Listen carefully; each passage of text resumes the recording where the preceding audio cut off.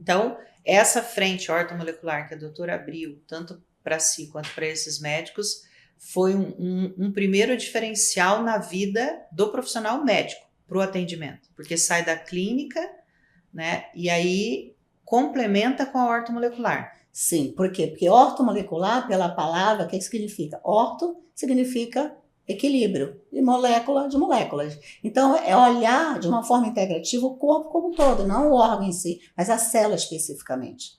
É trabalhar esse equilíbrio de uma forma geral.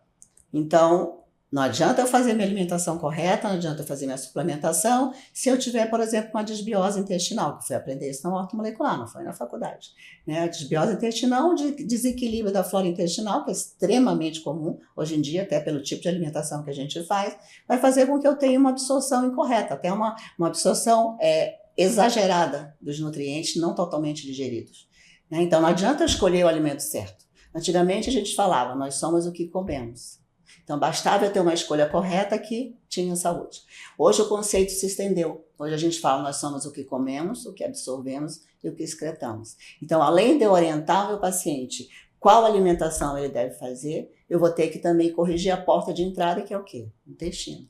Hoje, muitas doenças a gente sabe que está ligado ao intestino. Então, era fundamental e isso foi aprender com a ortomolecular. Foi uma abertura muito grande. 95. Para isso, a doutora também teve a necessidade de trabalhar com muitos fármacos manipulados, né? Que é uma época que abriu-se, né, algumas farmácias de manipulação no Brasil, nessa frente da ortomolecular, né? Fármacos injetáveis, fármacos soro, né, essa terapia de reposição via soro, também foi bem nessa época que houve essa expansão da ortomolecular no Brasil. 95. E depois? Então, aí em 98, foi até com o Dr. Edson Perá que a gente foi no congresso da ACAM, que é a Academia Americana de Medicina Avançada, que é como se fosse a ortomolecular lá, né? Mas um plus um pouquinho maior, né? E em seguida fui para Paris fazer mesoterapia, em 97 mais ou menos. Eu já fazia o que hoje, né, se batizou elegantemente como harmonização facial. Naquela época 97. Naquela época não tinha esse nome, mas eu já fui para Paris para aprender sobre mesolift, que é injetar substâncias para melhorar, né, a pele, o colágeno, e já fazia preenchimento com ácido hialurônico, o botox e o mesolift, que é hoje a harmonização facial. É você trabalhar como um todo. Então, eu fui a Paris e fiz o curso de mesoterapia lá com os criadores de mesoterapia, que é o Dr. Lecois. E essa linha que a doutora seguiu é para complementar a clínica médica que foi feita, né? Então, a doutora não fez assim uma especialidade, ginecologia e tal. Foi para ver o paciente sempre como um todo. Isso surgia justamente pela demanda do paciente. Então, o paciente ele emagrecia e às vezes ficava realmente com uma flacidez, porque naquela época a gente não tinha hormônio. Então, o paciente emagrecia e surgia uma flacidez. Ele falava, socorro, estou super feliz agora com o meu tamanho, mas eu estou sentindo que o meu rosto está flácido. Então, eu fui buscar a mesoterapia como complemento, porque quase ninguém fazia aqui no Brasil, né? Para fazer esse complemento e ajudar. Ou, às vezes, gordura localizada, culote, por exemplo, ou um pouquinho ficar no abdômen. Não adiantava fazer esse paciente continuar emagrecendo, porque aquela área especificamente precisava de um tratamento localizado, que é a mesoterapia. Que hoje, né, quer dizer, começou naquela época, era a mesoterapia, depois ela foi mudada para intradermoterapia. Sim.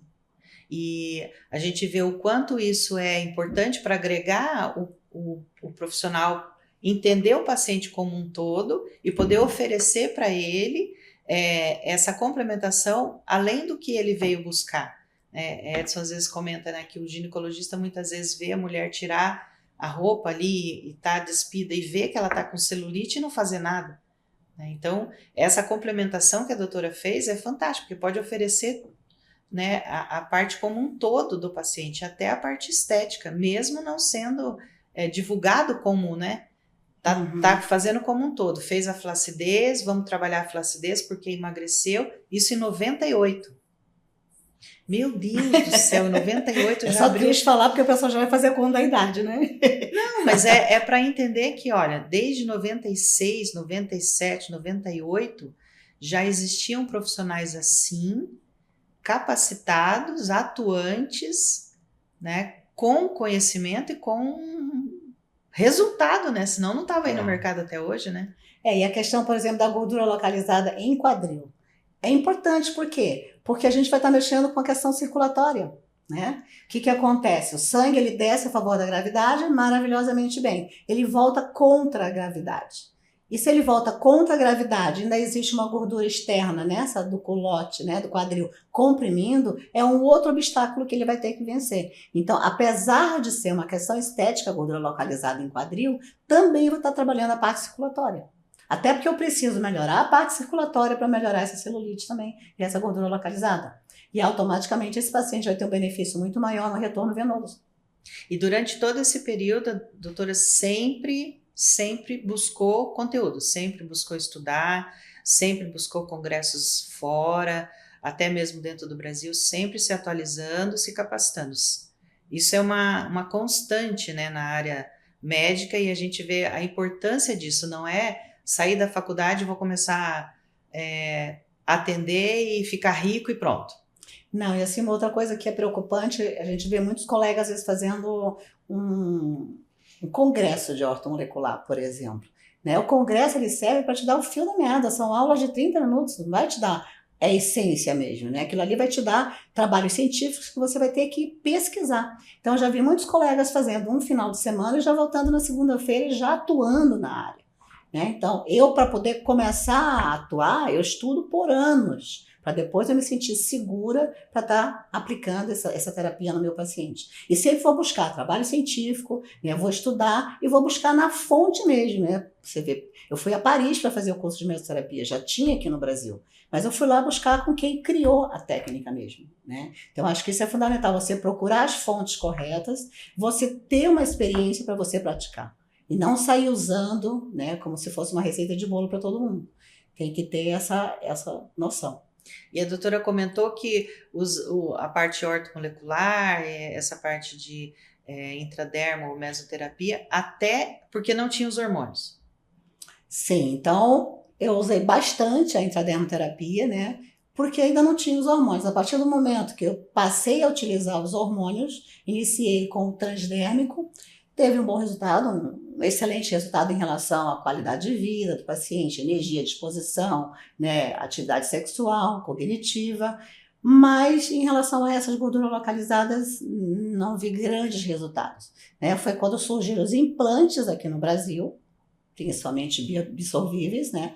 Foi que eu passei a ver um resultado fantástico. Tanto que hoje eu praticamente não faço mais mesoterapia. Mesoterapia você tem que injetar no local, né, os produtos, o mix, né, dos produtos, a melange, como dizem em francês. Você faz 2 sessões por semana, né, durante 10 sessões, para ter um resultado mais ou menos. E o implante, você implanta, todo dia vai estar sendo liberado de 4 a 6 meses aquele produto e ele vai automaticamente fazendo esse trabalho.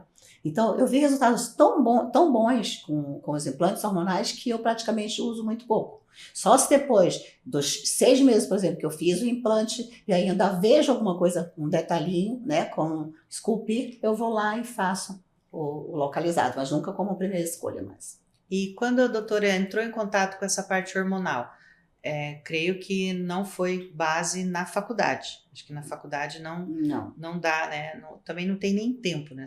Também seria uma faculdade de 10, 15 anos para ter tudo, né? A doutora foi buscar fora do país, foi buscar vários cursos aqui, estudou bastante, até ter essa certeza, né? Essa firmeza de trabalhar com esses fármacos. E a partir do momento que começou a trabalhar com esses fármacos, os resultados nos pacientes, associado com a ortomolecular, com tudo que a doutora já... Como que foram os resultados, assim? Então, meu primeiro curso foi com o Dr. Ítalo Rachid, eu fiz aquele curso de 5 dias, só que não achei suficiente, né? E fui fazer a pós-graduação em São Paulo, na Unip. Pós-graduação foram 18 meses, foram 360 horas. Um final de semana por mês a gente passava estudando hormônio por hormônio. Então foi longa, né? E bem detalhada e profunda. Foi o que abriu bastante o meu conhecimento em relação ao hormônio. Isso foi em 2007, 2008 mais ou menos.